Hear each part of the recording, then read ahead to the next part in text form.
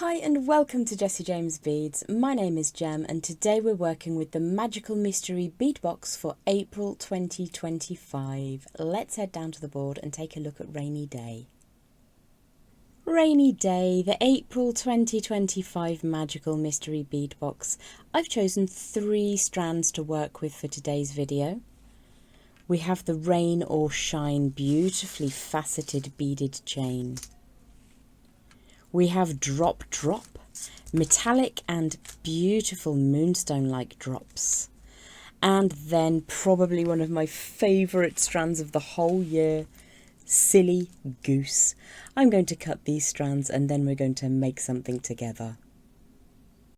We're working with Silly Goose, Rain or Shine and Drop Drop.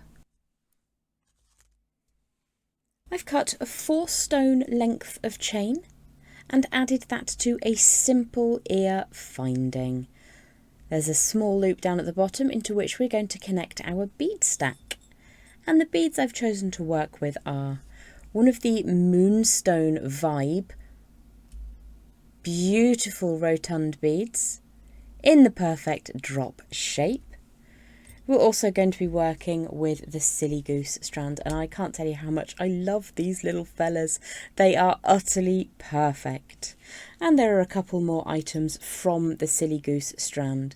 One of the extra large bead caps, the beautiful, I don't know how to describe it other than Twizzly spring bead. Twizzly may not be a word. We've got a rhinestone round spacer. And we've also got one of these rhinestone encrusted wheel shaped spacers too. Very, very simple design for today. And this is what we're going to be creating. The perfect goose drop earring. So let's pop him down at the top there.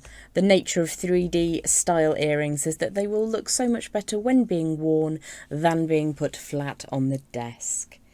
In terms of wire today, I have a 4-inch length of 20 gauge wire. If you don't have 20 gauge, you can equally use 18 gauge.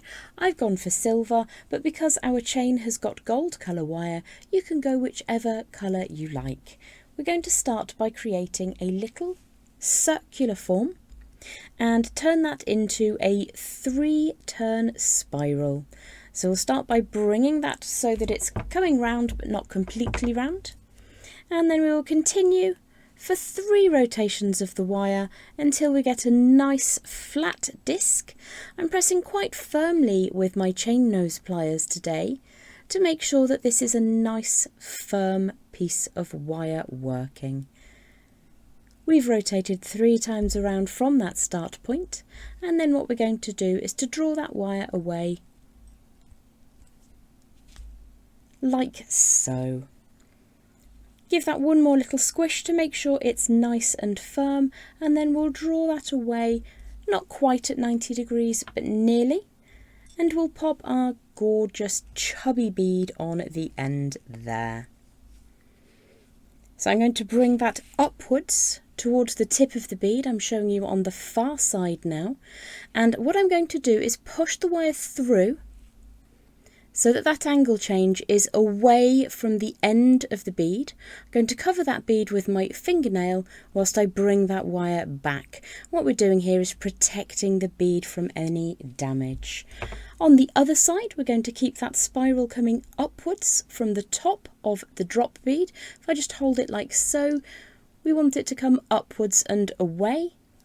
And then we're going to draw that wire over the back. And again, I'm leaving a gap between the bead and where I make that bend, and then I'll create a little bend up above the top of that bead, which I can then push into position. Sometimes safer just to use your thumbnail. So we've hooked onto that drop bead down at the base of our design. We're now going to make a little stack of beads to add onto our earring chain. So I chose to start with the Twizzly spring bead. I'm sure Sarah can tell you what they're actually called, and I'm just going to push the little spiral forwards so my Twizzly spring can just sit down where that angle change takes place and act like a goose's nest. Then I'm going to invert that bead cup and just allow that to sit into position above the spiral.